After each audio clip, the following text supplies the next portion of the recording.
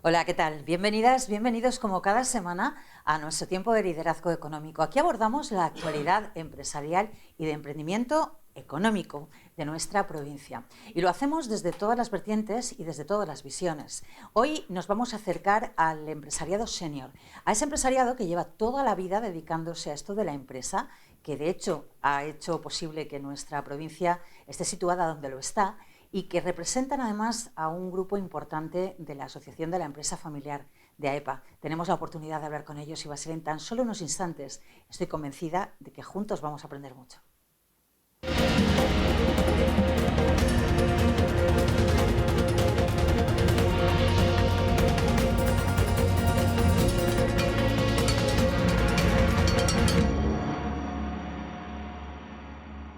Bueno, y como os decía, estamos hablando con personas que tienen una trayectoria empresarial importante, que empezaron probablemente cuando muchos de los que tenían en el entorno les llamarían locos, y lo decimos con todo el cariño del mundo, pero que decidieron en un momento determinado tirar para adelante con una iniciativa importante y que hoy, gracias a ese trabajo y a ese ímpetu, bueno, pues pueden hablar de una historia importante que seguro va a ser inspiradora para todos nosotros. Hablábamos de ese grupo de AEPA Senior, pero también hablamos de AEFA, perdón, la Asociación de la Empresa Familiar, pero también hablamos de AEPA, de la Asociación de Mujeres Empresarias y Profesionales de la provincia de Alicante, que por cierto, la pasada semana tuvimos una representación aquí con nosotros para celebrar el Día de la Mujer. Un día que es todos los días del año, por cierto, ya lo decíamos también. Yo antes de nada quiero dar la bienvenida a nuestros invitados, algunos de ellos ya les conocéis porque han estado aquí. Ramón Ribes, él es el gerente, el inventor, podríamos decir el creador de Avecops, una de las principales empresas de exportación y de tratamiento de cárnico en nuestra provincia y un emblema en la Vega Baja. Ramón.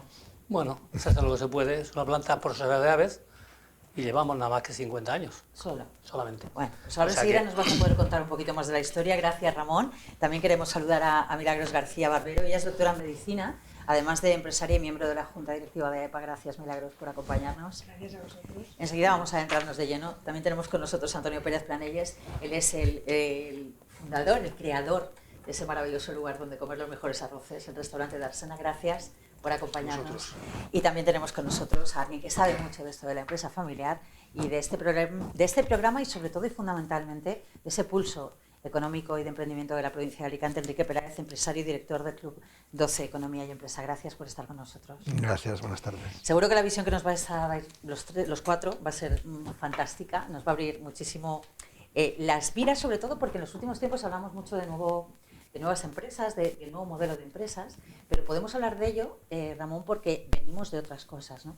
Y por eso me gustaría hablar pues precisamente de eso, ¿no? Porque se habla mucho de emprendimiento, pero en tu caso, por ejemplo, cuando emprendiste era una aventura. Yo al principio estaba diciendo, bueno, incluso había alrededor gente que decía, ¿pero dónde vas, Ramón? Si no sabes torear el manolete, ¿para qué te metes, no? Básicamente. ¿Qué te llevó a dar el paso de montar tu propia empresa, Ramón? Bueno, yo estaba con mi padre era una persona bastante conservadora y yo quería emprender. Mi padre me decía que estaba loco, pero yo o sea que el primero que te lo dijo fue tu padre. Fue mi padre. Empezamos bien. Mi padre es que era muy conservador. Claro. Y yo tiré para adelante. De hecho, animo a la gente joven que no le tenga miedo a emprender porque el mundo va a ser de los emprendedores. Claro. Pero eso lo tienen que tener claro. Y mucha gente tiene miedo, pero claro, si no lo haces no te equivocas. Bien. Y la mayoría no se equivoca. Simplemente hay que trabajar un poco más de los demás. Y aparte, si no te equivocas, no aprendes. Claro, no es que aprende uno aprende equivocándose. Yo le digo a mis hijos muchas veces que yo digo, mira, vosotros estáis mucho más preparados que yo, porque habéis tenido vuestra carrera, pero yo, por las veces que me he equivocado, tengo patente, o sea, tengo la potestad de deciros que se vais a equivocar, porque ya me ha pasado a mí. O sea, que el que no se equivoca no aprende. Y eso que tú cuando empezaste, entre otras cosas, bueno, pues ahora probablemente hay más recursos, hay más ayudas, hay más información, hay más digitalización, más tecnología, pero en aquellos tiempos la cosa era diferente, ¿no? ¿Cuál fue el mayor obstáculo en aquellos primeros años y el momento más difícil que has tenido que superar para consolidar tu empresa, Ramón? A ver, mi padre me daba consejos y me decía que todas las cosas se pone uno el listón que quiere. Y siempre me ha dicho, si tu competencia trabaja 8, tú trabajas 10. Si tu competencia trabaja 10, tú 12. Y trabajando siempre vas a ir adelante. Y la verdad es que es verdad, porque mi padre era un referente para mí. Mi padre, todos los consejos que me dio, después no los oía, pero después se han ido cumpliendo. Entonces yo siempre he pensado que obstáculos es lo que uno se pone. Tu padre era conservador, tú eras para él, bueno, él te dijo, estás como una cabra de hacer esto, pero está claro que hay un vínculo fundamental y que permanece ahora. Sí, no, yo tengo mucho que agradecer a mi padre. De hecho, yo te iba a contar una historia que te va a gustar. Cuando yo empecé a trabajar, yo empecé con 5.000 pesetas. Y le dije a mi padre que me tenía que dar dinero o firmar. Dice, ni te doy ni te firmo. El que tiene narices tiene que ir para adelante. Así que estás bien, tú mismo. Y eso es una lección de vida. Porque lo que no cuesta no se valora. Y entonces eso te hace a decir, bueno, pues yo por mis narices tengo que ir para adelante. Y eso fue una inspiración, porque me puso esa barrera, pero por detrás siempre ha estado él, con las redes por si lo que me pasaba. Y de hecho es así. ¿Y sigue estando ahí? Bueno, mi padre ya murió. Ya, pero sí. Sí. No, sí, cuando me quedo solo y sé si me equivoco o no, pienso en él y le pregunto a él, en silencio, ¿qué haría mi padre? Y eso me da fuerza. Bueno, a nosotros nos estás dando un montón, por cierto, Ramón, y aparte nos estás emocionando, que yo creo que también tiene mucho que ver con la historia personal y tiene que ver, bueno, además después de tantos años al frente de una empresa, el haber vivido momentos, pues eso, como comentaba antes, difíciles, menos difíciles, pero sobre todo los que uno aprende y es agradecido, porque sé que una de tus principales características es esa, ¿no? El agradecimiento a lo que tu padre te ha transmitido. Y el agradecimiento a lo que has conseguido con eso, ¿no? Yo he tenido mucha suerte también, ¿eh? Yo soy un tipo con suerte, porque me casé con una mujer 10 y porque mi abuela me decía que para estar bien o estar mal hay que saberse casar. Y yo supe casarme. Y mi mujer, junto conmigo, lo hemos sacado adelante. Equipo. Cuando he flaqueado, ella ha estado ahí. Siempre ha sido mi apoyo y la que me ha dicho, venga, que esto es una mona, para adelante. ¿Me permites el nombre de tu mujer? María del Carmen. Uy, qué nombre tan bonito. Claro, es la patrona de Cox. No puede ser de otra forma. Claro. María del Carmen. Pero es que encima es la patrona de Cox, María del Carmen. Queremos mandarte desde aquí, bueno, pues un abrazo fortísimo y decirte que efectivamente detrás de un gran hombre siempre dicen que hay una mujer sorprendida, pero en este caso no, es una mujer que se equipara, ¿no? Es muy importante lo que acabas de decir, porque cuando uno hace equipo, y yo creo que eso también es uno de los secretos de tu empresa después de tantos años, es algo clave, ¿no? Eso de mantenerla viva todos estos años y con la proyección que tiene hoy en día. ¿Cómo lo has conseguido? ¿Hay un momento clave, además, que ha marcado la historia de AB Cox para que hoy sea lo que es? No, el día a día, el levantarte todos los días y luchar y pelear y ser un equipo que cuando uno flaquea el otro tiene que estar ahí, porque hay momentos difíciles en la trayectoria de la empresa. El que no los tenga, pues oye, pero hay momentos difíciles. Pero es mucho más fácil si tienes una compañera que te apoye. Es que ella me apoyaba y yo no me he preocupado nunca de mis hijos. Y yo me levantaba a la 1 de la mañana y volvía a las 8 de la tarde. Bueno, era otra forma de preocuparse. Que a mis hijos no les falte de nada. A ver, sí, no, eran otros tiempos. Sí. Hoy los chavales, los jóvenes de ahora es diferente. Ahora cambia tantos pañales la mujer como el hombre. Lo tengo claro, yo lo veo en mis hijos. Y es bonito. ¿Me entiendes? Yo mi mujer me los ponía los domingos ya arregladitos para irme al fútbol, ¿me entiendes? Y era diferente. Y yo creo que ahora lo disfrutan más y creo que está mejor ahora. Pero bueno, es lo que había. ¿Disfrutas de tus nietos? Sí. Esos son la cantera para entrar en AB Cox. Claro. Eso nos da vida. Mi mujer a mí nos da vida. Nos han hecho muy felices. Ya tengo 4 y la verdad es que todos los días nos acordamos de ellos. Es un lujo. Desde luego que es un lujo también tenerte aquí con nosotros. De verdad, Ramón, muchísimas gracias. Enseguida vamos a volver contigo, pero ahora vamos a hablar un ratito con Milagros García Barbero, que como decía antes, doctora en Medicina, empresaria y miembro de la Junta Directiva de AEPA, la Asociación de Empresarias, Profesionales y Directivas de la provincia de Alicante. Milagros, entre la docencia y la medicina y el emprendimiento, parece que son 3 mundos totalmente diferentes, pero no, tú has sabido encontrar ese lugar. ¿Cómo? Sí, bueno, en principio yo me dediqué a la medicina, no a la gestión en medicina. Primero empecé en gestión de formación de profesionales sanitarios, médicos y salud pública básicamente. y después me metí en la gestión de instituciones sanitarias, hospitales y atención primaria, y me fui a trabajar a la Organización Mundial de la Salud a cargo de políticas y gestión de sistemas sanitarios para Europa. Y ahí aprendí un montón. Primero me tuve que hacer un máster en gestión sanitaria y después estuve allí muchos años, pero a mí me gustaba mucho siempre hacer cosas manualidades, y me gusta mucho buscar regalos específicos para la gente, y casi nunca encuentro nada, porque es como todo muy estándar en este mundo, ¿no? Y entonces a mí no me gusta regalar eso, me gusta regalar, yo soy capaz de regalar algo que no me gusta, porque sé que a esa persona, o pienso que a esa persona que se lo voy a regalar le va a gustar. Y entonces, ya aburrida de eso, encontré con otras amigas que le pasaba lo mismo y dijimos, vamos a montar una empresa de regalos personalizados. Entonces, no yo tenía ahí, nada que ver, pero lo que sí que tenía mucho que ver es que lo que es la gestión de sistemas sanitarios se puede aplicar extrapolándolo a la gestión de una empresa. En el fondo es lo mismo, es cómo gestionas los proveedores, cómo gestionas la gente, cómo gestionas el local, o sea, en el fondo es lo mismo, cambiando un poquito, pero vamos, realmente se puede aplicar bastante en ahí. Mi familia toda es una familia de médicos. Que también te dirían, pero... Bueno, siempre han pensado que estaba un poco así, pero... O sea, como que tú eres de la cofradía de Ramón. Sí, porque yo llegaba a casa y me ponía a hacer ganchillo, me ponía a hacer lo que fuera, ¿no? Cosas de esas desde muy pequeña. Y yo siempre digo que no me paro en las joyerías, pero voy al Leroy Merlin. Y entonces, bueno, pues realmente ahí se puede aplicar. Entonces, cuando llegué a Alicante, dejé la OMS y me vine a trabajar a la universidad otra vez, pues me apunté a EPA. Y, madre mía, ya la has liado. Y ahí éramos muy poquitas, entonces éramos como 70, bueno, había 100 y pico, pero solamente éramos prácticamente 70. Ahora somos 300, creo que hoy 40 o así. Sí, vamos ya ahí rondando. ¿Y qué? Pues la verdad es que ayuda mucho, porque somos todos mujeres y cada una tiene sus problemas, cada una tiene sus empresas, tenemos una variedad enorme de empresas, y como las mujeres normalmente somos más habladoras y no nos importa, siempre decimos lo que nos pasa y lo que pensamos, cosa que a los hombres les cuesta más trabajo. Sí, el encuentro es más terapéutico. Sí, entonces pues aprendemos mucho las unas de las otras y nos apoyamos mucho también.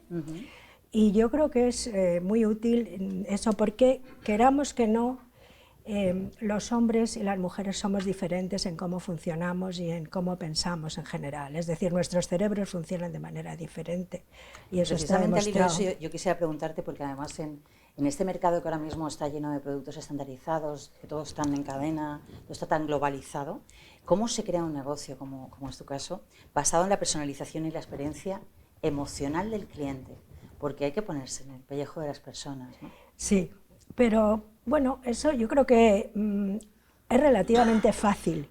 Si observas, y yo por ejemplo hago muchos muñecos personalizados ahora, me encargan cosas rarísimas, porque son todos niños de videojuegos, de cosas que ven en la televisión, tal, que no existen los muñecos, entonces me encargan muñecos más raros que otra cosa. Y yo empiezo de cero y ya les digo, bueno, y si ves las conversaciones por WhatsApp que mantengo con cualquiera de estos clientes, pues a lo mejor tengo 50 WhatsApps con ellos. Tienes que escribir un libro con eso luego, ¿eh? Pues esta mañana, después de salir de WIPO de la Gala de la Mujer, digo, deberíamos escribir un libro en AEPA sobre experiencias de distintos, de estos tipos diferentes de cada una de nosotras. Bueno, es una empresa muy pequeña, somos 2 en este momento nada más, y lo hacemos todo, pues desde el diseño, la costura, la compra, el almacén, la limpieza, o sea, lo hacemos prácticamente todo. Afortunadamente, y digo afortunadamente, no tenemos que vivir de ello. Hay personas que nos pueden estar viendo ahora mismo y dirán, ¿cómo está esta mujer? Bueno, pues efectivamente desde el ámbito de la medicina, habiendo estado en la OMS en Europa, habiendo estado, bueno, pues gestionando de la manera que has gestionado, ¿cómo le cambia la vida? ¿O qué le repercute? O sea, o ¿cómo te enriquece el cambio tan drástico? O quizás no cambio drástico, sino el dedicarte ahora a algo así. Bueno, el cambio no ha sido tan drástico, porque yo he seguido, estoy en 3 asociaciones profesionales, ¿no? Aparte de AEPA, y no ha sido tan drástico, ha sido realmente complementario, diría yo, ¿no? A mí me ilusiona hacer cosas nuevas, siempre me ha gustado. me ilusiona que la gente reciba cosas personalizadas para ellos y que lo agradezcan. Y lo otro, pues es la vida profesional de toda la vida, en la que tienes que demostrar otra serie de habilidades o de situaciones, ¿no?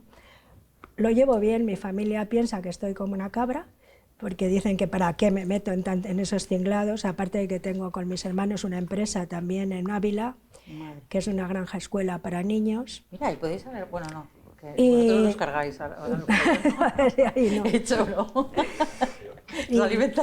Sí, también comen los niños, no sabes lo que comen 150 niños todos juntos. Claro, claro. Y bueno, pues ahí también hemos aplicado ahí pues parte de la experiencia que he adquirido, como digo, haciendo un máster en gestión sanitaria. También he hecho máster en marketing aquí en AEPA, o sea, he hecho distintos másteres. Es que no has parado, y tú eres una emprendedora nata, y por mucho que pasen los años, vas a estar ahí. Es que no puedo estar parada, es que si no me aburro. Pues te lo agradecemos muchísimo, porque nos puedes contar tu historia y aportar, desde luego, vamos a hacer cosas. un libro en AEPA con contar las experiencias de las mujeres. Vamos, gracias Milagros. Ahora queremos saludar y con más profundidad a Antonio Pérez Planelles. Él es el alma mater del restaurante Dársena. Es hoy un referente en Alicante, en la provincia, en la Comunidad Valenciana, pero tiene un comienzo, y los comienzos, Antonio, en alguna ocasión lo hemos podido hablar, no suelen ser fáciles. ¿Cómo nació el proyecto del Dársena y qué te llevó a apostar a ti por la hostelería? Bueno, Dársena nació de la mano de mi padre en mayo del 61. Ahora hacemos 65 años en el próximo mes de mayo. Yo me incorporé después de haber hecho la mili, después de haber estudiado, después de hacer todos los deberes de jovenzuelo. Ahora hago 50 años, empecé en Dársena, y en el 79 pues mi padre me puso al frente de Dársena, ¿no? El 79, que era un año problemático, cuando los convenios laborales subían un 16%. Las nóminas, una cosa realmente hoy en día inalcanzable, ¿no? Pero por el momento, por entonces, era lógico, porque el cambio político, sociopolítico que había, pues era lógico, ¿no? Y bien, bueno, pues entonces empezó con el nombre de Náutico, porque estábamos juntos al Club de Regatas, enfrente de la Plaza Canalejas, y en el 69 mi padre cambió el nombre a Dársena porque la gente creía que era el restaurante del Club de Regatas, del Club Náutico, ¿no? Entonces le puso la palabra Dársena, que es lo que denomina un muelle interior de un puerto, ¿no? Entonces yo seguí con mis estudios, y por la mañana trabajaba y por la tarde terminaba los estudios, ¿no? Y ya pues sobre el 76 aproximadamente empecé a trabajar full time, y hasta hoy. ¿Qué recuerdo tienes de tu padre? Antes, incluso cuando estabas antes de estudiar, cuando todavía eras un chaval, cuando le veías salir ahí amaneciendo y... Sí, bueno, mi padre es que yo soy la sexta generación familiar. No he podido ahondar más, pero el padre de mi tatarabuelo ya tenía una fonda en la calle San Fernando. Te hablo de 1849. Y no he podido ahondar más. Ojalá pudiera encontrar alguna evidencia más. Eran hosteleros todos, hoteles o restaurantes o fondas, siempre han tenido establecimientos de hostelería, y mi padre pues estaba todo el día fuera de casa, pues lo que estaba diciendo Ramón antes, si tu competencia hace 8 horas, tú 10, ¿no? Y era así, ¿no? Se iban por la mañana y venían por la noche, o sea, prácticamente no lo veía. Y cuando lo podía ver, pues lógicamente para mí era un reflejo de una persona emprendedora, porque tenía muchos frentes abiertos, muchos negocios abiertos, de restaurantes en Alicante y fuera de Alicante, y yo decía, bueno, ¿cómo podrá hacerlo? Tenía una plantilla bastante amplia, y bueno, pues llegaba un momento que a mí me sentó la curiosidad, ¿no? Es cuando me empecé a centrarme en los estudios del sector turismo, ¿no? Y a partir de ahí empecé a conocerlo, al convivir con él en la empresa. Ahí conociste a tu padre. Porque claro, se iba siempre antes de yo levantarme y venía cuando yo estaba acostado. ¿Y qué recuerdo tienes de esa época, Antonio? Bueno, de esa época, pues que él no lo veía, prácticamente estaba todo el día dedicado. Cuando empezaste ya a estar con él. Pues descubría una persona diferente. Descubría al empresario, porque mi padre pues es mi padre, pero como empresario pues porque a él nunca le ha gustado hablar en casa, no le gustaba hablar en casa de los negocios, ¿no? para no transmitir las buenas o malas sensaciones. Las buenas las comentaría con mi madre, claro. pero las malas no las ponía encima de la mesa, ¿no? Cosa que es un tema a respetar siempre y procurar que los problemas los dejes en la empresa y la familia no repercuta negativamente tu estado de ánimo que puedas traer, ¿no? De hecho, eso bueno, obviamente es una evolución, lo estás comentando perfectamente, y me imagino que en cuanto a esa evolución también la ciudad de Alicante, en torno al turismo, ha cambiado mucho en las últimas décadas. ¿Cómo era la Alicante en la que empezaste y cómo ha evolucionado el sector? O sea, ¿tú ves grandes diferencias? Progresivamente, en esos 50 años ha habido cambio de todo. Siempre, los que vivimos en Alicante siempre estamos desconformes porque siempre consideramos que puede hacerse mejor las cosas. Con este ayuntamiento o con aquel. Claro. Eso siempre, sea el color que sea. Porque somos emprendedores, claro. porque somos empresarios. Y bueno, no está bien ni mal decirlo, pero es una sensación que yo tengo siempre y que creo que todos estamos de acuerdo. Al empresario lo que ocurre es que le cuesta de su bolsillo la empresa. Claro. Al político no. Y ese es el problema que tenemos hoy en día en todo nivel político, en todas las esferas, ¿no? Entonces, cuando te cuesta el dinero de tu bolsillo y cada vez que te cuesta menos, o sea, que te cuesta más y que tienes menos el bolsillo para poner para tu empresa por diferentes aspectos, crisis económicas, conflictos bélicos, la pandemia, está subiendo y de repente se estanca, está subiendo y de repente se estanca. Llega un momento que dices, bueno, realmente yo estoy haciendo lo posible, ¿cómo puede ser que no atiendan, no digo a mí como empresa, sino a nuestro sector, que es el turismo, el sector de hostelería en Alicante, que parece, ahora no sé, hay una moda que hay que cambiar el modelo. El sector turismo parece que hay que enterrarlo, porque estamos hartos de él, pero si es lo que nos está dando vida, no es Alicante, en todo el país, ¿no? Y ojalá sea durante mucho tiempo. Lo que pasa es que hay que reciclarse, y hay que adaptarse, y hay que tener una organización más ágil y adaptarse a los tiempos.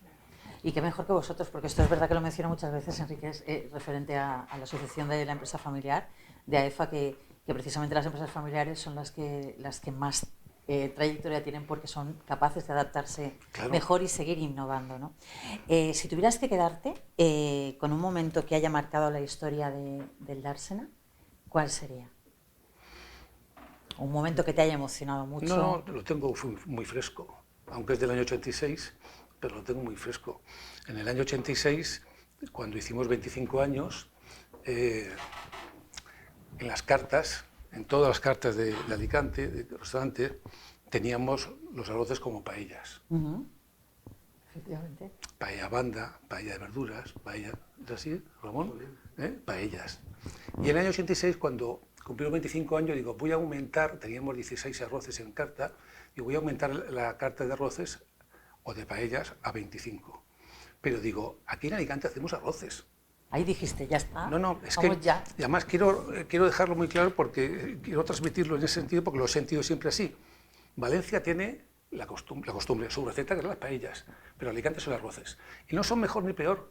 La paella nació en Cañas y Barro, en la Albufera de Valencia, y el Alicante nació, el arroz de Alicante nació pues, en el puerto, cuando las barquitas venían con su pescado, y entonces cuando iba uno de los dos marineros al mercado a vender el pescado, se quedaba el otro con un pote con agua, con el pescado que no se podía vender, que era la morralla, que es lo que hoy en día utilizamos para el caldo. Y cuando llegaba el compañero, tiraba un puño de arroz, y mientras se cocía el arroz, se tomaba el pescadito, que tenía muchas espinas, que tiene muchas espinas, que es un pescado que no se puede comer porque tiene mucha espina, pero es lo que da más sabor al fondo del arroz, ¿no? Y entonces ahí nació el caldero. ¿Y por qué a banda? Porque a banda del pescado, aparte del pescado. Efectivamente. Ahí viene la banda. Y el caldero se ha perdido. ¿Por qué? Porque al alicantino nos gusta mucho el aperitivo. Claro. Y entonces tomar aperitivo, el pescado y después el arroz, no llegas al arroz. Entonces el pescado se ha muerto, en ese sentido, ¿no? Ahora ya, si quiere alguien caldero, se hace por encargo y demás, ¿no? Entonces, ese punto de inflexión en el año 86, cuando aposté por los arroces, quité la palabra paella, puse todo arroces, no sabes el cambio que hubo de la demanda del alicantino de proteger su arroz. Qué bonito esto. Esto que estás contando es muy importante. Bueno, Antonio, te lo digo de verdad, ¿eh? Porque ahora hay muchas personas que abanderan precisamente... Lo he vivido. O sea, por eso cuando todavía hay clientes, gente de paso que dicen, oiga, quiero una paella. Y yo le digo, ¿qué clase de arroz quiere? Sí. Dice, no, una paella. No, mire, la paella, entonces yo se lo explico. Y dice, oiga, es que yo no sabía. Es que no tiene por qué saberlo. Es que la paella es el recipiente y una especialidad de Valencia.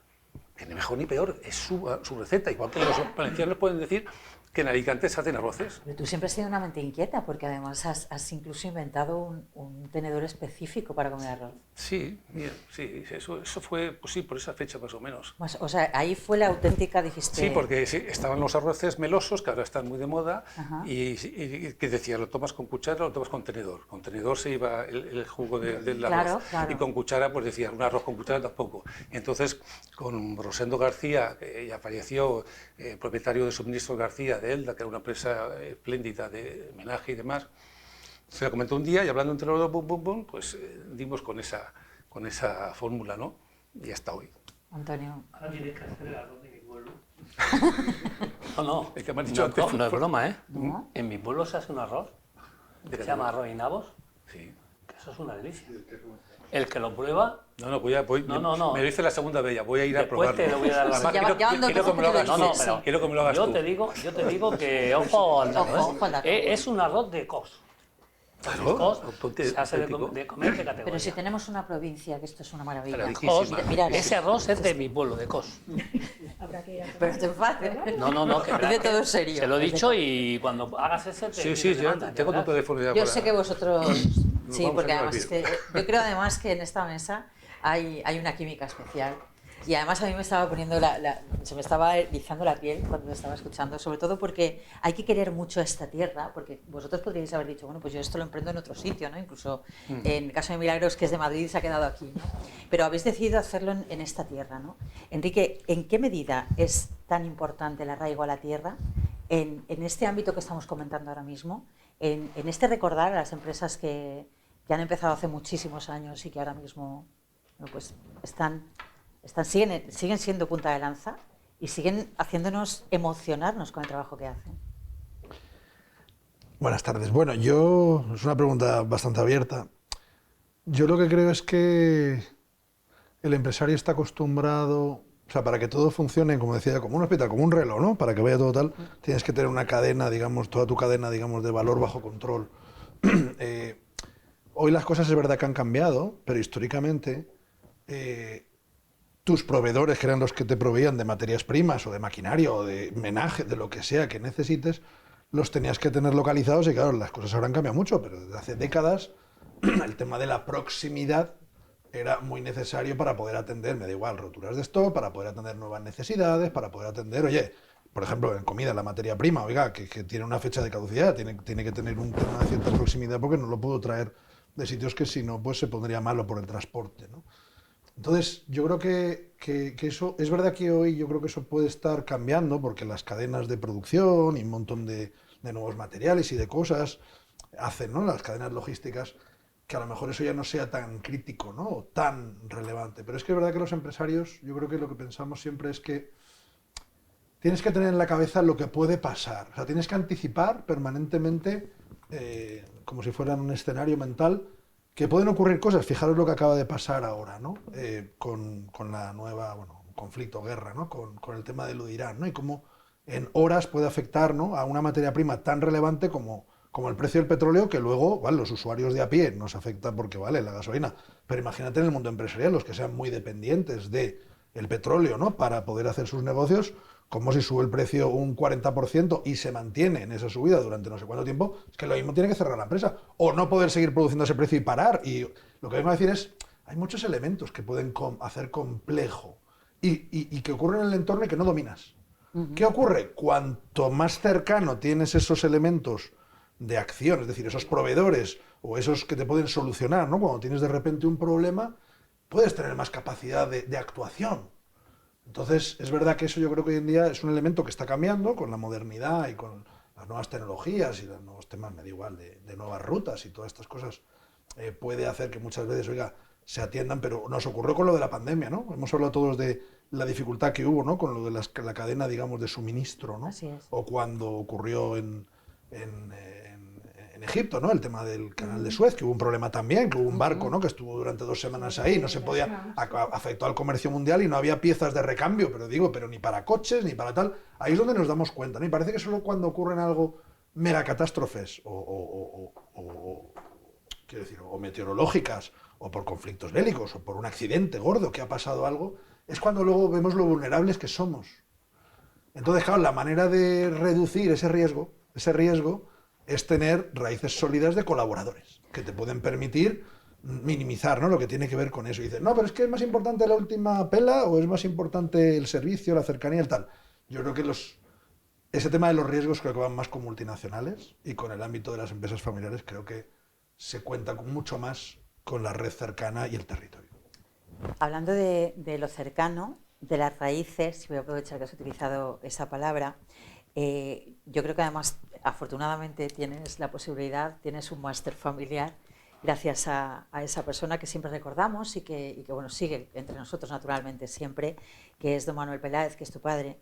Crecer en una familia con una figura empresarial como la de él, Enrique, ¿qué te ha enseñado sobre lo que significa realmente construir, emprender, creer, crecerse entre las adversidades? Yo, joder. Perdón. No, si no es por... Podría contar muchas cosas, claro, pero hay que intentar ser conciso y responderte con rapidez. Habría sido muchos programas, por mi parte, para contar cosas relacionadas con esto, pero si me tengo que centrar en algo, yo lo que creo es... Él siempre fue una persona, lo primero, que priorizaba a los demás. En su conducta, en su manera de hacer, o sea... Nunca iba por delante su interés personal a la hora de hacer negocios o dedicarse al mundo asociativo. No hizo las cosas ni para servirse ni para figurar, por mucho que luego figurara, pero porque era consecuencia de lo que hacía. No figuraba para luego tal, sino hacía cosas y luego eso tenía consecuencias. El otro día di una clase en el máster de la cátedra, quiero decir, perdón, en el curso de la cátedra de empresa familiar sobre desarrollo de negocio. Y es que no te puedes imaginar la cantidad de cosas que compartía con los alumnos, que luego se alargó la clase luego un montón, porque hubo una cantidad de preguntas que la verdad que fue muy, muy productivo, muy agradable, de cómo el empresario era y es, ¿no?, capaz, y aquí hay ejemplos muy buenos, lo que acaba de comentar Antonio es que es de libro, o sea, innovación en estado puro, o sea, todo el tiempo. Y no tanto ya, lo abanderó, por eso el Dársena ha sido y tiene la referencia de tantas décadas de estar en ese nivel. Es que ha contado hoy algo que yo creo que no sabemos nadie. Yo no, y no sé quién lo sabría, pero ha contado tanto qué significa la rozabanda, lo primero, por historia, pero ha contado cómo del mundo, digamos, de la paella, lo del mundo del arroz. Es que todavía habrá gente que pide paella, pero hay muchísima gente ya, mogollón, que ya lo que dice es voy a comerme un buen arroz y voy a no sé qué. Es decir, el concepto cambió y eso ayudó también a tu negocio, digamos, a consolidarse, ¿no? Entonces, por lo que decías, digo, yo lo que creo es lo primero, de don Manuel, de mi padre, siempre la búsqueda de alianzas, siempre la búsqueda de sumar con otros para hacer cosas. Y derivado de la suma de gente que él consideraba, de la que podía aprender mucho, acababan haciendo cosas que eran increíbles. Con lo que yo lo que me quedo es humildad, me quedo con... prudencia, me quedo con confianza en las personas. Se llevó muchas desilusiones, pero es que se llevaría las que fueran. Pero es que multiplicaba por 1000 las ilusiones que se llevó apoyando y confiando en la gente.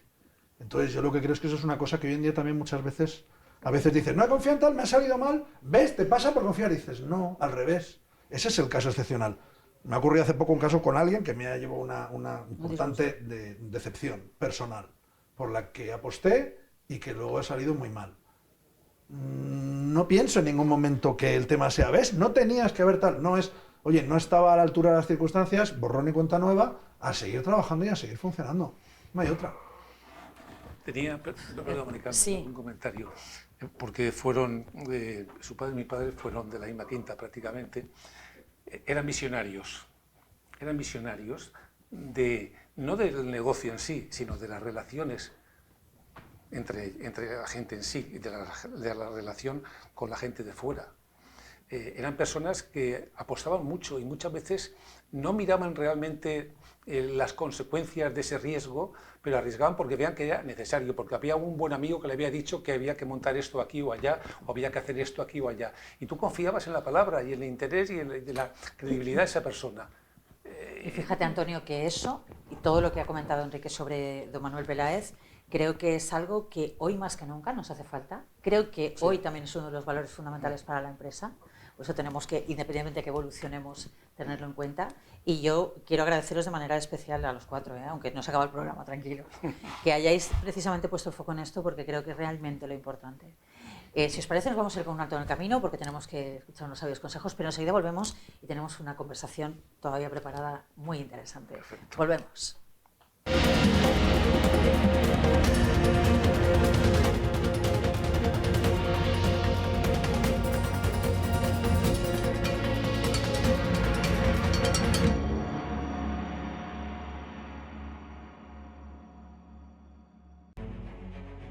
Legado, innovación, valores familiares, continuidad, compromiso, crecimiento. La empresa familiar Valor de presente y futuro. Todos juntos somos una gran familia. Somos AEFA. Alicante es una provincia con alma emprendedora. Desde la costa hasta el interior, nuestra tierra late con el esfuerzo de miles de empresas que crean empleo, generan riqueza y apuestan por el futuro. Somos la voz de quienes impulsan el desarrollo económico desde todos los rincones de la provincia. Unidos, llegamos más lejos.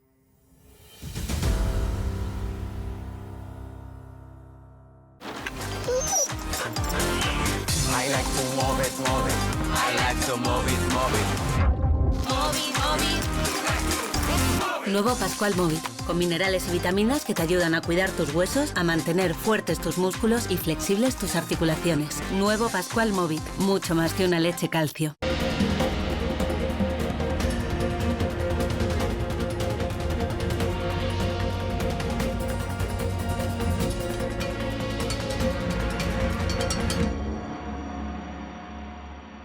Bueno, creo que nos ha quedado meridianamente claro antes de estos sabios consejos que la experiencia es realmente un activo empresarial. Y de eso vamos a hablar porque la experiencia empresarial evidentemente no se mide solo en años, sino en lecciones aprendidas. Los aciertos, los errores y decisiones difíciles fortalecen a las empresas y marcan la ruta. De eso saben mucho las personas que tenemos en el plató, que tenemos la suerte de tener hoy en el plató. Yo quisiera lanzaros a todos una pregunta, a ver quién me quiere contestar primero. Si tuvierais que definir en una palabra o frase lo que la experiencia aporta a una empresa y que ninguna tecnología puede reemplazar, ¿cuál sería y por qué? Para mí es fundamental. Hoy no hay empresa que se precie si no hay equipo. El equipo fundamental cada día es más imprescindible, porque el equipo hace empresa y hace plantilla. Pero uno, por mucho que sepa, como los tiempos cambian tan deprisa, sin un equipo que se obtenga ahí, hoy las empresas para mí no puede haber nadie imprescindible.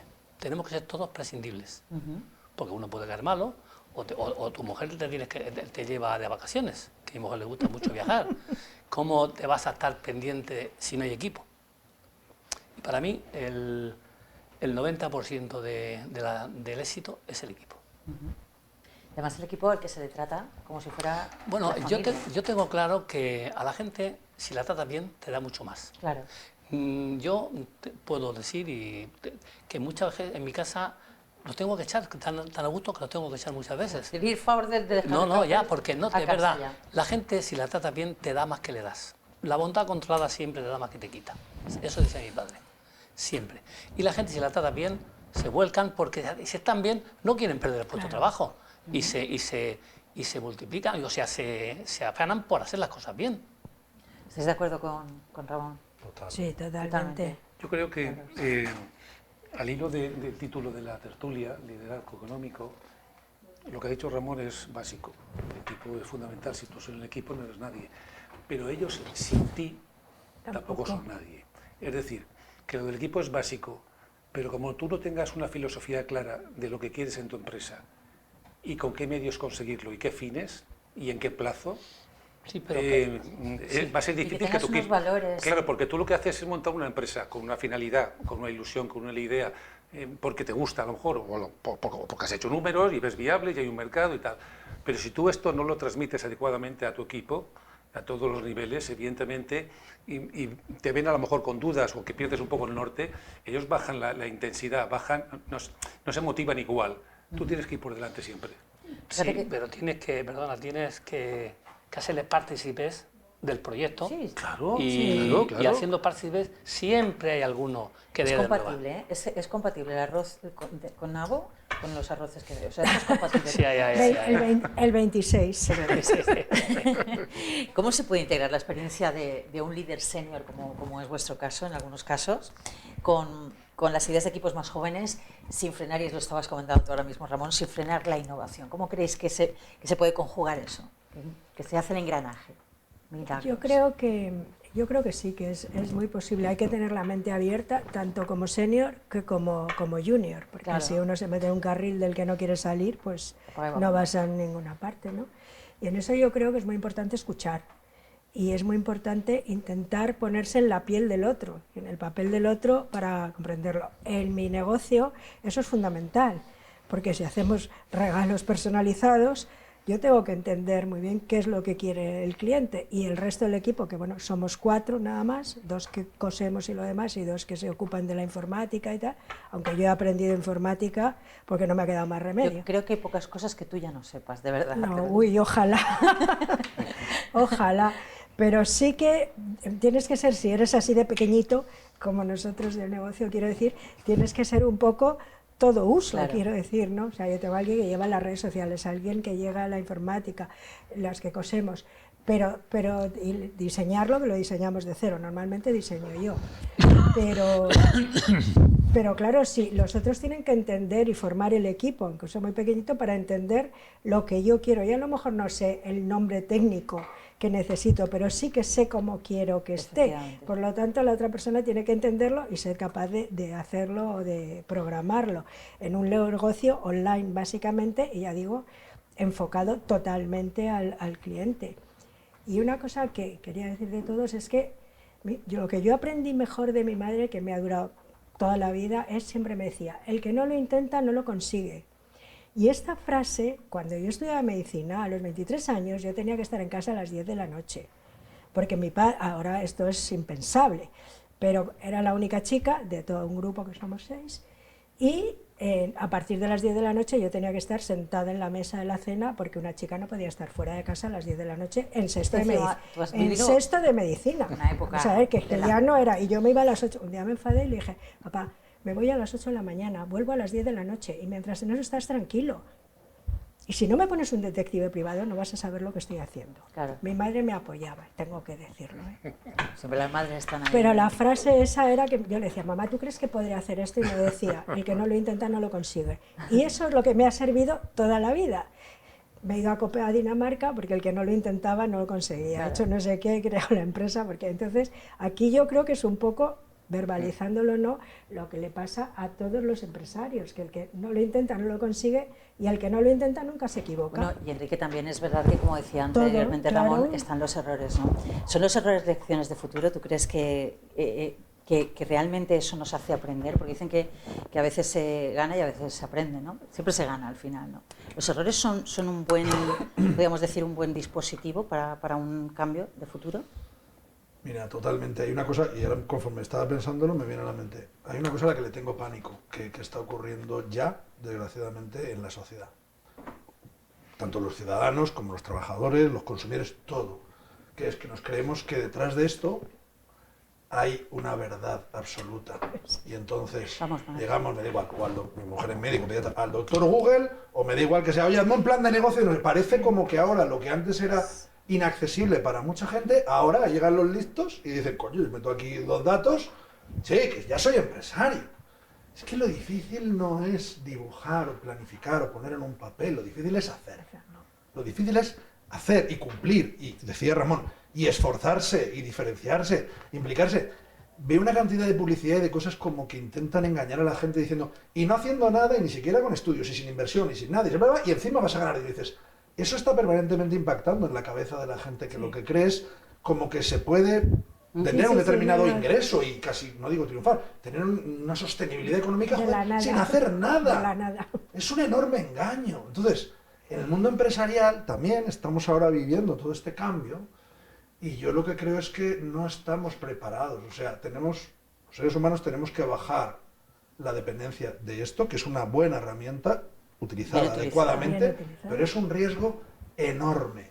Y obviamente quien solo piense que con tecnología o el futuro o los negocios o tal está hecho, va a fracasar absolutamente. Porque como decía Ramón, y bueno, y todos los compañeros, ¿no? Y Antonio y Milagros, el componente, digamos, de lo que el ser humano es capaz, digamos, de hacer, la experiencia vital que se puede vivir no se puede poner ni en una Wikipedia ni en una IA. Porque es la diferencia. O sea, el futuro de los negocios va a ir cada vez más, el elemento diferencial va a ser el ser atendidos por personas o tener un trato personalizado. Todos odiamos que, me da igual que es una agencia de viajes, que es una agencia de seguros, lo que sea, el tema es obligatorio. Cuando te cogen el teléfono, me da igual dársela y te dan una cita y tal, decir, no, pues va a un call center y no sé qué, claro, uno quiere que lo tenga. Otra cosa, estoy dispuesto a pagar que eso vale algo más de dinero, joder, bueno, pues lo quiere, págalo. Y si no, no. Pero el mundo del futuro, hay infinidad de cosas que van a seguir requiriendo de la creatividad y del trato personal y de la confianza entre personas. Ese va a ser lo que va eso genera... a diferenciar a futuro el éxito del fracaso. Hay muchas empresas que solo con tecnología están en un valor de trillones y lo que quieras, pero mirad luego en la bolsa como cuando sale una novedad, con la inmediatez que sale, de repente se desploman un 40% en bolsa y a lo mejor pasan de ser el más rico del mundo a arruinarse en 24 horas. Lo que vamos a decir es, eso no es negocio, eso no es futuro. El futuro es lo que representamos, lo que estamos hablando aquí. Y en la pregunta que decías antes de lo de la gente, digamos, un poco senior, con las nuevas generaciones, ahora si quieres abrimos un poco más de debate y cada uno... No, si es que este melón es y cada uno comenta, pero yo lo que creo es que, vamos a ver, es muy difícil la transición generacional, es muy difícil, y además no hay fórmulas que valgan para todos, porque cada familia es diferente, cada negocio también es diferente.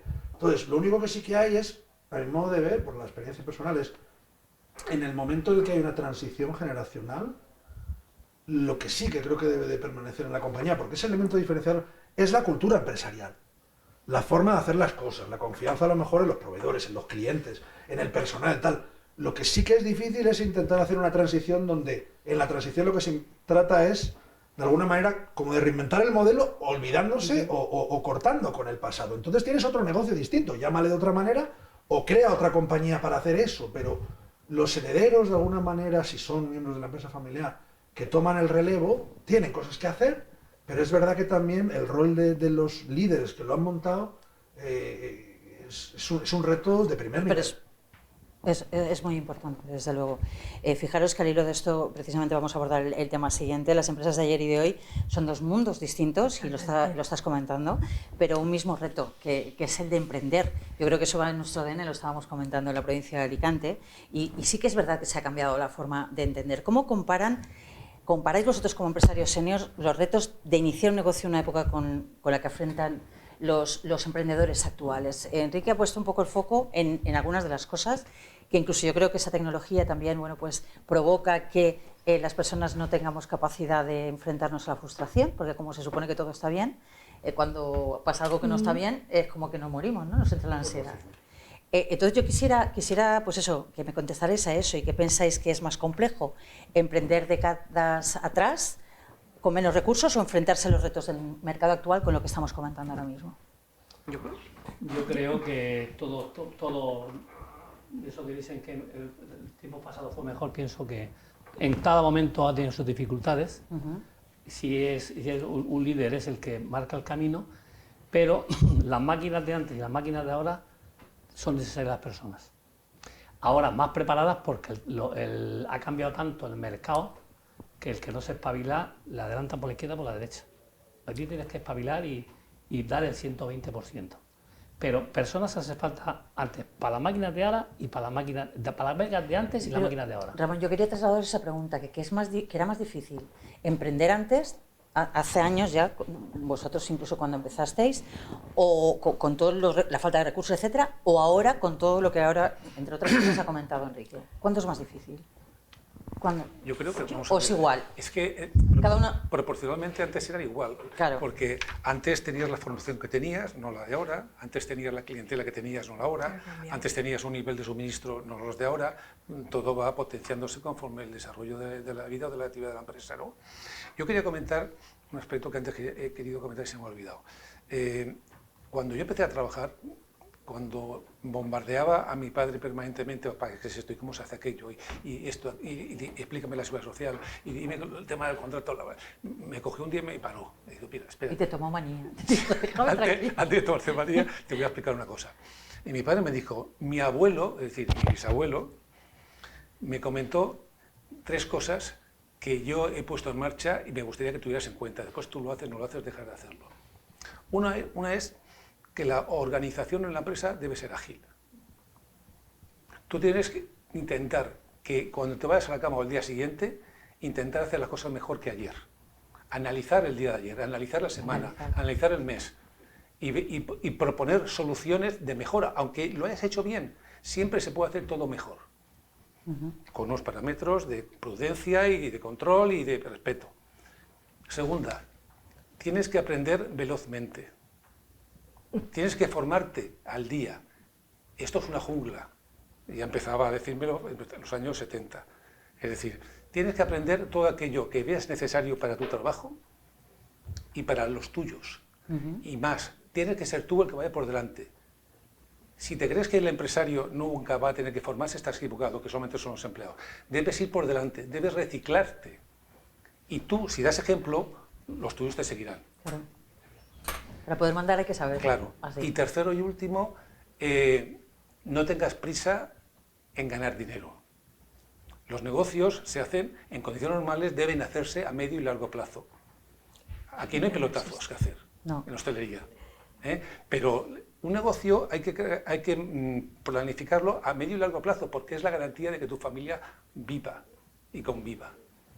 Si lo haces, si tú quieres a corto plazo ganar dinero y tener esto y tener aquello, vas a tener una ansiedad que no te va a dejar ver el horizonte.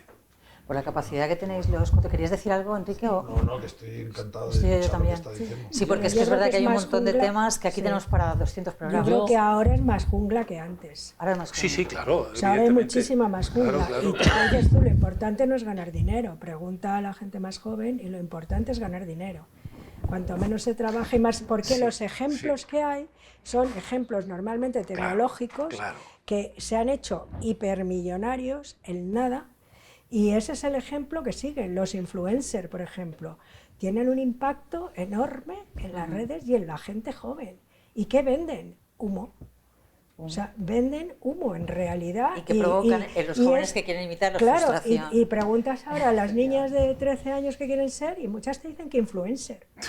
Claro, porque es la que te vende la crema, no sé qué, no sé cuántos. Claro. Entonces yo creo que ahora, en ese sentido, es más difícil que antes porque hay mucha más competencia. Por ejemplo, yo creo que todavía en hostelería uno tiene que comer, por lo tanto es así. Pero, por ejemplo, en regalos, la competencia es muchísimo mayor ahora que antes. Cada vez que se quita una tienda de Alicante o de Madrid, surge un bar. O antes era un banco, ahora como los bancos también los van quitando, ahora surge un bar.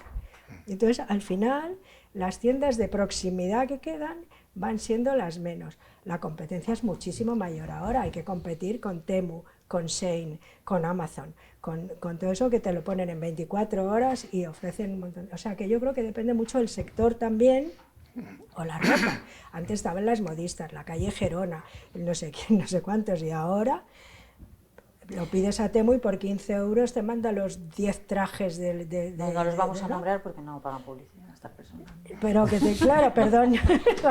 Yo haría... Quiero decir que los chinos, si queremos, ¿no? En eso. Claro. Entonces yo creo que en eso ahora hay mucha más jungla, hay mucha más prisa por tener éxito y por pasar de unas etapas a otras de las que había antes. ¿Queréis añadir algo? Era mucho más bonito el pasado. Hoy hay mucha más competencia. O somos más mayores. Hay mucho más nivel de formación, pero también muchísima más competencia. Sí. Pero los que hicieron de este país lo que hoy somos y los héroes son la gente de la generación de vosotros, los padres, es decir, bueno, de esos 60, 70, que son los que pusieron los pilares de lo que somos en España hoy. Habría que intentar acercarse y recordar aquello. Sí, porque haría una puntualización, no me quiero meter en ningún jardín. Tú puedes. Y haría un llamamiento a la administración. Que no nos pongan en piedras en el camino, que haciendo las cosas bien, que no, para abrir un negocio o cualquier licencia, que no se eternice. porque a veces se tenisan las cosas y cuesta todo mucho, y mucha gente se aburre de tenizar. Yo no quiero que me ayuden, que no me pongan piedras en el camino. Entonces yo haría yo haría ese llamamiento, que oye, la administración es necesaria, es fundamental, pero que al emprendedor, que si puede, porque si no hay trabajo, si no hay emprendimiento, no hay trabajo. Si no hay trabajo, no funciona el tema. Estamos prácticamente pues llegando al final del programa, es que eso que suele ocurrir y la verdad es que, claro, el nivel que tenemos aquí hoy es para tener 7 programas seguidos, pero bueno, os volveremos a invitar porque tenemos mucho que aprender de los 4. A mí me gustaría, antes de marcharnos, sobre todo por las personas que lleváis más tiempo, el caso de Enrique ya viene un poco también como analista y también revisando la figura de don Manuel Peláez. ¿Ha merecido la pena ser empresario? ¿Repetiríais? Yo volvería, si naciera 5 veces, volvería a ser empresario, lo tengo claro. Yo es que me lo paso bien en mi empresa. Yo no sé un día sin mi empresa. Yo voy el domingo, voy 2 vueltas a mi empresa porque me falta algo. O sea, yo volvería a ser empresario 5 veces que naciera. ¿Y tus hijos dicen, venga, o dicen, papá, no vengas tanto ya? Lo ven diferente. Sí, hombre, yo tengo la suerte que mis hijos están ahí. Sí, lo ven diferente. Sí. Porque es como un hijo. Claro. Es un hijo más. Hijo económico. Un hijo económico que está claro. Pero bien, no tengo queja. A pesar de los dolores de cabeza, de los no dormir. Cuando llegas a la meta, es como cualquier pulmarquista o cualquier ciclista, cuando llega a la meta, todo el esfuerzo se olvida. Se olvida el porque sufrimiento. sabes que lo vas a llegar. Lo digo, yo soy un tío con suerte. Sí, lo sabemos. Nosotros también, tenerte aquí. Antonio, en tu caso, ¿volverías a repetir? Bueno, el empresario creo que se hace, ¿no? Claro. No nace. Por mucho que tus padres, tus abuelos tengan generaciones de empresario, tú tienes que trabajar y tienes que, sobre todo, mentalizarte de el por qué tu padre está tantas horas fuera, o está en tantos frentes abiertos, o tiene tanto estrés, Tú tienes que comprenderlo. Hay muchos hijos de padres y de familias que han tenido una longevidad enorme en su producto y se ha dedicado a una cuestión totalmente diferente. Porque han dicho, bueno, mis hijos, por ejemplo, yo tengo 2 hijos, 3, y los 2 mayores dijeron, yo no quiero hacer hostelería. Yo no quiero verte sacrificado todos los días, como llegas a casa tarde, cansado, te vas temprano. Digo, pero es que yo lo disfruto. Claro. Y yo les contesto, es que el trabajo en hostelería es vocacional, como muchos. Claro. A ver, que no vais a trabajar, quiero decir. No. Dicen que cuando uno está haciendo lo que le gusta, no está trabajando. Yo me he jubilado hace 2 años, pero yo me considero, sigo siendo empresario. ¿Por qué? Porque en todas las facetas de mi vida pienso como empresario. Pero dices tú que el empresario no se hace, se hace. No nace, se hace. No nace, bueno. Porque tú no naces con conocimientos, con riesgos, con recursos, con proyectos. Si tienes un padre, te vas contagiando poco a poco, evidentemente, de lo que él te enseña o ves y oyes, ¿no? Me vais a disculpar, pero estamos ya prácticamente fuera de tiempo y necesito que en 10 segundos me digas si repetirías como empresaria. Yo repetiría, me olvidaría de muchas de las cosas que he hecho antes de ser empresaria y me hubiera dedicado más tiempo y con más esfuerzo y a crear una empresa más grande. Queda mucho por delante. Si volviera a nacer, pero como no voy a volver a nacer, no sé qué nunca haré. se sabe. Bueno, estamos prácticamente al final del programa, es que nos quedan 2 minutos y es que realmente sois un regalo de los grandes. A mí me gustaría que para despedirnos, Enrique, como hacemos tradicionalmente, nos dieras un titular sobre la jornada de hoy, sobre lo que hemos vivido hoy en liderazgo económico. ¿Cuál es tu titular? Que merece la pena ser empresario y que más que en la tecnología, escuchando a testimonios como los 3 de aquí, de los seniors que han estado y que han sido de lujo, da para sacar muchas conclusiones y animarse. ¿Tú crees que si tu padre estuviera aquí volvería a ser empresario? Las mismas 5 veces que Ramón. Y tú también. Y ojo, y tú también. Y tú también. Muchísimas gracias, de verdad, de corazón, Enrique, como siempre, por todo lo que nos aportas. Queríamos también, bueno, pues naturalmente a Antonio Pérez Planelles que nos dé su titular. En 10 segundos nos tienes que decir la sensación que te llevas de aquí, pues, la conclusión. Que nunca es tarde para aprender. Por mucho que estés jubilado, seguirás aprendiendo. De eso es porque eres emprendedor en hacer y en aprender y en conocer. Eso se lleva también la sangre. Sí. Exacto. Muchísimas gracias, Antonio. Un placer, de verdad que sí. Milagros García Barbero, doctora en medicina, empresaria y miembro de la Junta Directiva de AEPA, tu titular. Yo se lo dedicaría a las mujeres, claro. Y diría, podéis hacerlo, dedicaros a ellos, atreveros y no os dejéis intimidar por el entorno. No pidas permiso. Y apuntaros a EPA, que Eso, ayuda mucho. eso es fundamental, ¿eh? Eso es fundamental. Como dice la presidenta, Lo mujeres suscribo. que no piden Apuntaros a permiso. Yo también lo suscribo. Muchísimas gracias, Milagro. Ha sido todo un placer contar contigo aquí. Ramón Ribex. Termino como terminé. Animar a la gente joven que lo intenten, que se atrevan y que nunca se rindan, que al final lo consiguen. La gente joven tiene mucho que aportar, que sean emprendedores, que vale la pena. Y yo diría más, vosotros tenéis mucho que aportar y de verdad os agradezco enormemente que hayáis estado aquí. Yo tengo claro que no me voy a jubilar, ¿eh? ¿Tú no te vas a jubilar? No. Ah, vale. Yo soy joven, ¿eh? Yo soy no se joven. te ocurra jubilarte, El que se jubila es porque es mayor. Ahí ya está. Yo soy un joven de 71 años. Bueno, y todavía tenéis que emprender cosas que tienen que ver con arroces. Y eso yo ha quedado aquí plasmado, ¿eh? Y nosotros lo tenemos, nosotros vamos de catadores, si os Nosotros parece. vamos a Bueno, yo, comprobar que el efectivamente. día que queráis, os invito a un arroz sin nabos allí en casa. Ahora, pues ya está. Ahí Pero, vamos. pero todos los que estamos viendo ahora esto, ¿no? Bueno, Madre mía, que se va a presentar ahí mucha todo que gente. quiera apuntarse, lo que pasa es que tenéis que decir los que vais para Avisar casar. con tiempo, avisar con tiempo. Ramón, un placer. Antonio, un placer. Un placer, Milagros, un placer. Gracias. Y un placer contar con vosotros ahí al otro lado de Liderazgo Económico, como cada semana aprendiendo y creciendo con, en este caso, los grandes empresarios de nuestra provincia. Ellos son una representación, pero sin duda alguna esta provincia es grande en talento, en esfuerzo, en voluntad y en crecimiento. Gracias por estar ahí y por elegirnos una semana más. Sed felices.